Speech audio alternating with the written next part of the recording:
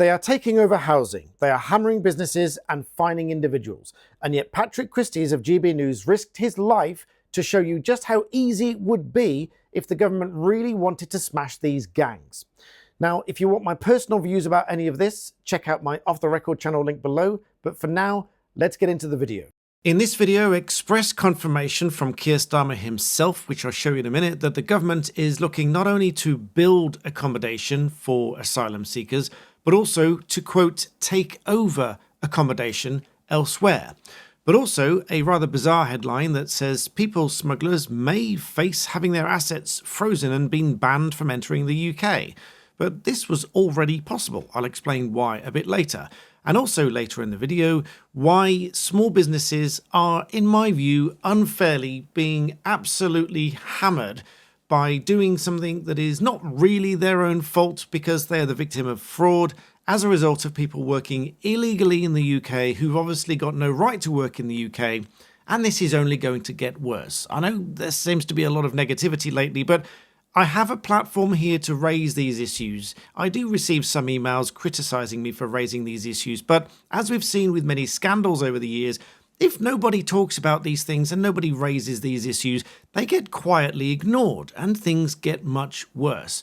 And I am frankly not prepared to do that. Even when some headlines might be a little bit misleading in the way that they say things, I will try to call out and point you to the detail. And with respect to those people emailing in, these are facts and these are real problems. And so it is not just fanning the flames, it is airing and sharing real problems. So let's go to this first video here. But first of all, if you do like that approach, please do subscribe to the channel. That helps my channel grow. I have a goal for this channel of 1 million subscribers. And if you want what I really think about all these things, check out my Off the Record channel down below and a couple of other channels while you're down there. Thank you very much. That really does help me grow. Let's go to this. This is, I'm sure this video is available elsewhere, but I saw it first on Guido Fawkes, so I will share that here. Just listen to this questioning of Keir Starmer when it comes to the subject of asylum seeker housing and his response, because not only is he, with respect, a little bit clueless as to how much housing is available, but he also confirms that they are building and taking over accommodation that would otherwise be for other people, British citizens. Now, I also will clarify something that someone in the comments yesterday or the day before said, is that respect earned? Now, there is a key difference between showing respect and bestowing respect upon that person. They're not the same thing. Showing respect is being respectful, and it is not necessarily that the person is deserving of that respect. But nonetheless, I make criticisms with respect. But let's have a listen to this video and you'll see exactly what I mean. It's only a minute or so long. Take a listen to it, then we'll come back and talk about some other things as well. Listen to this. Bidding for homes for asylum seekers, we've got councils bidding for homes, the same homeless for the properties. same properties, Everyone's driving up the price, dragging the cost procurement. up. I know. From the Just to air the voice a little bit there, you may not have heard, she said everyone is bidding for the same property. You've got local authorities bidding for it, the government bidding for it, these local properties, this is for people that are on housing waiting lists and so on. So with everybody bidding for it, obviously the price goes up. That is the key problem here. If they're in short supply particularly, and if everyone's bidding on it, then clearly the price goes up because they're either individual landlords or they are companies that own these properties. And if there's more demand, you can achieve a higher price, just in case you missed that. But listen to Keir Starmer's response. Which is why I'm so furious at the last government for leaving tens of thousands of asylum seekers unprocessed. And just to pick up on that, he said that is why he is so furious at the last government for leaving tens of thousands of asylum seekers unprocessed. Well, again, with great respect, there are more asylum seekers or would-be asylum seekers. They're illegal entrants or arriving passengers when they arrive illegally and then claim asylum. There are many more under Labour's watch and in the last year than there have been before. 52% increase. So if he's furious about that, he should be furious about these current numbers. And they should be taking all measures to do something about it, including removing all of the pull factors which Emmanuel Macron referred to, such as free housing and so on. That said, listen on. With nowhere to live other than accommodation paid for by the taxpayer. Are you planning to build homes or put people into... We have to do a number of things. We do have to build, of course. But that won't happen in the next year. We have to take over other accommodation. We have to drive down the asylum lists. So he said three things. He said we have to do a number of things. He said we have to build, we have to take over other accommodation. I'll replay that little bit for you because this is definitive express confirmation that they are taking over properties that would otherwise be destined for others, and in doing so drive down the asylum lists. That doesn't mean necessarily removing people, and with my usual caveat, some people do need our help and that is deserving. But let's just scoot back a tiny bit and listen to that again for emphasis. Are you planning to build homes or put people into... We have to do a number of things. We do have to build, of course. But that won't happen in the next year? We have to take over other accommodation, and we have to drive down the asylum lists. There is just a pinpoint before... what other accommodation precisely are you planning to take over to provide temporary accommodation for families? Oh, there's lots of housing in many local authorities that can be used, and we're identifying where it can be used. But I mean, look. Can you give us? Have you got any examples you can give us? No, but I'll write in and give you details. So he's making the assumption, and I'll tell you why I think it's an assumption. He's making the assumption that local authorities have available housing that they can take over to use for asylum housing.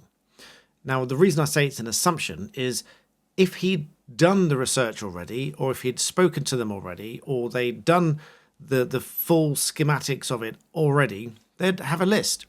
And if you're coming to sit down and answer such questions, which is perfectly reasonable, you might think you'd have a list to hand.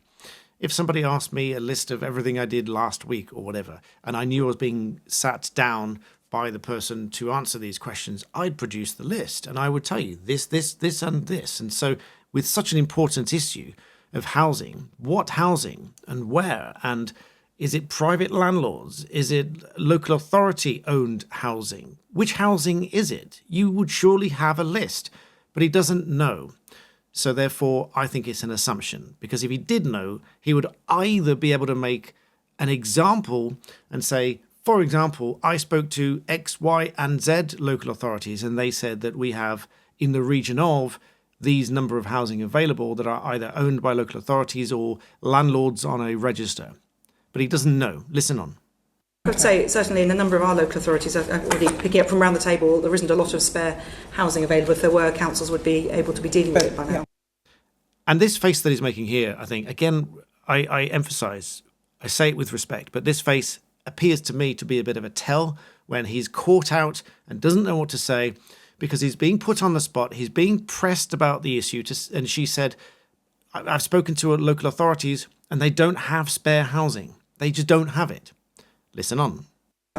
Well, exactly, which is why leaving a huge tens of thousands of unprocessed asylum seekers that need to be housed is a huge problem for So you'll be putting homeless families into those hotels? No. We're looking at what accommodation is available, and I'll make sure that we send a detailed letter. Okay, well, we certainly look forward to receiving that detailed note. Yeah. So at the very least, he's committed to sending a very detailed letter to show what housing they have available.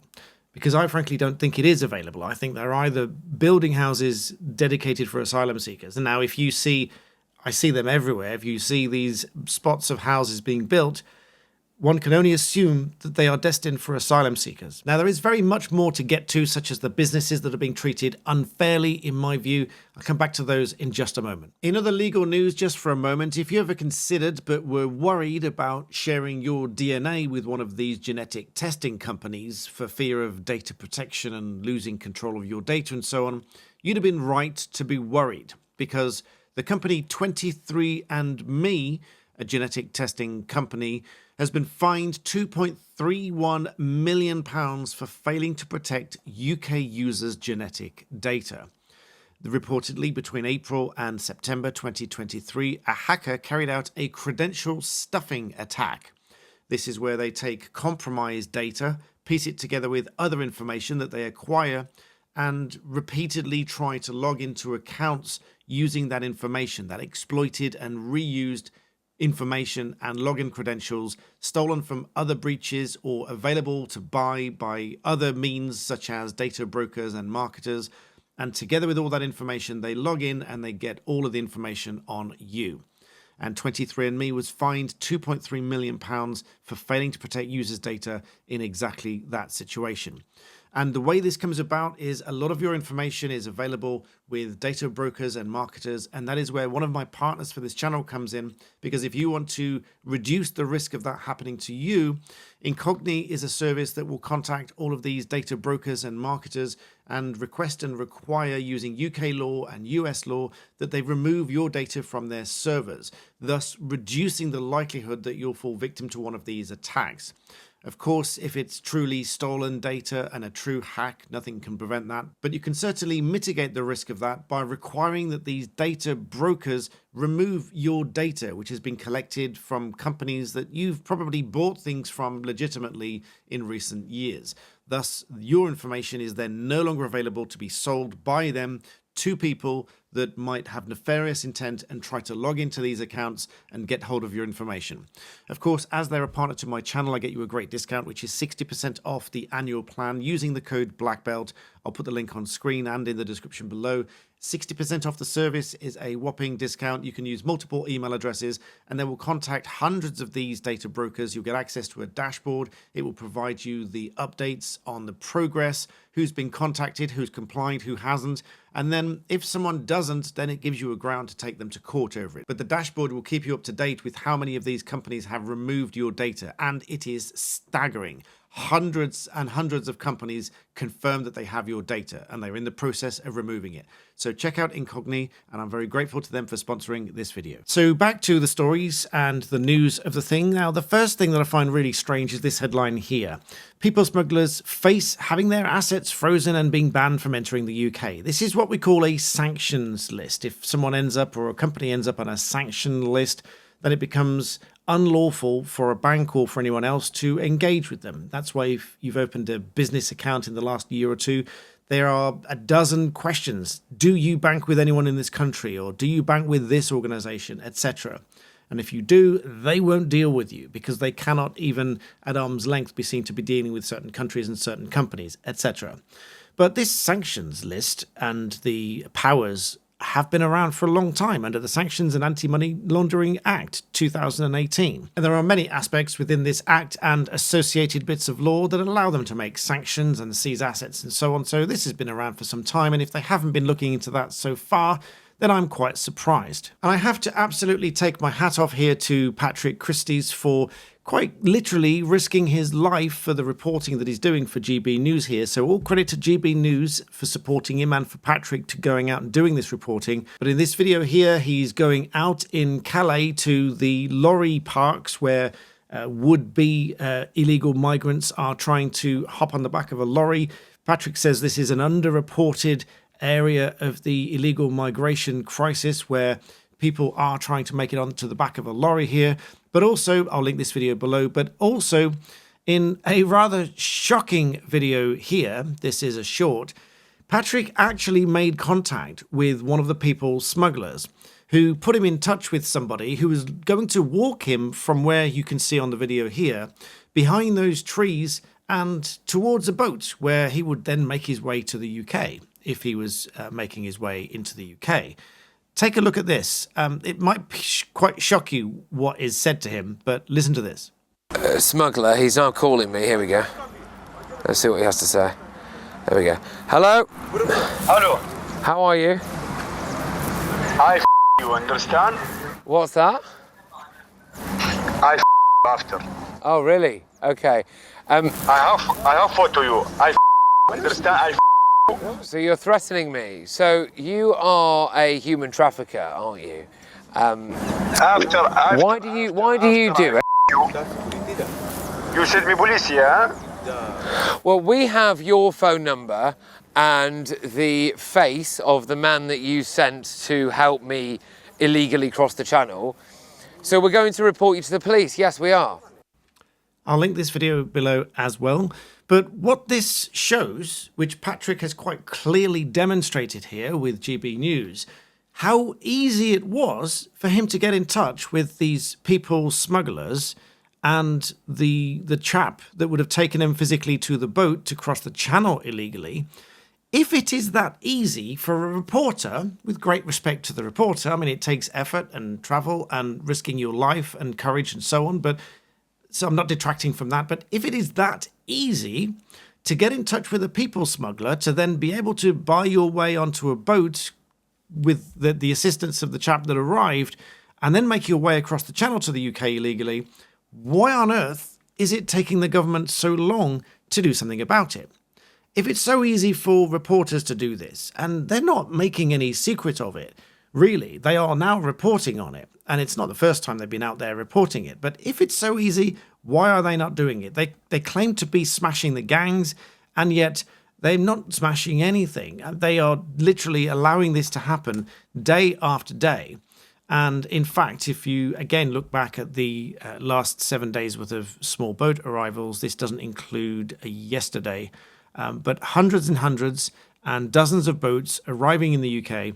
And these are the boats that are arriving. I don't think this counts for anything else, such as those that make it over by the back of a lorry and things like that. But talking of which, the migrants that arrive on the back of a lorry, who may then be reported to the authorities, such as this couple here, reported a stowaway in the vehicle, were then fined £1,500 for reporting him. Now, this fine was subsequently cancelled, but initially, and unless they fought it, and unless I think it was probably because it hit the press, but unless it was fought, unless it was reported, unless more people know about it, unless more people complain about it, which is one of the reasons I do these videos, to give people the courage, not as advice, but to give people courage to stand up when they really think something is wrong. Whether that be by just saying what they think or by giving you the encouragement to go and seek formal legal advice to get somebody to fight these things for you. Because if, as in this case, this couple had just paid the fine, this could have decimated their finances for several months. Lots of people will struggle if they get an out-of-the-blue £1,500 fine that they can't really afford to pay for. Some people might put it on a credit card, which I don't advise, and then that takes several years to pay back because you get behind. But they fought it, and it was eventually reduced to zero by way of a second letter.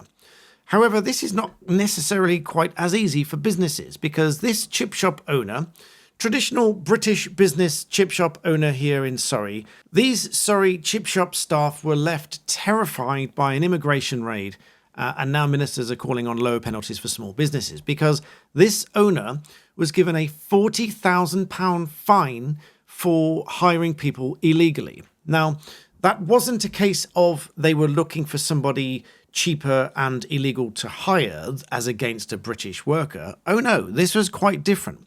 This one man that it refers to here was hired in 2023, provided this chip shop with a national insurance number, proof of student loan payments and housing benefit receipts from the local council, provided a photocopy of a British passport, and then was paid by PAYE. Now, what was then referred to as an administrative error by accepting the photocopy of a British passport. Now, most people are trusting, and we would like to think that we are trusting. In my experience, most people are trusting in that they will believe what you tell them. But it turns out that this was a forged identity. The Home Office apparently said that he was using another person's identity and passport in the name that was not his real name.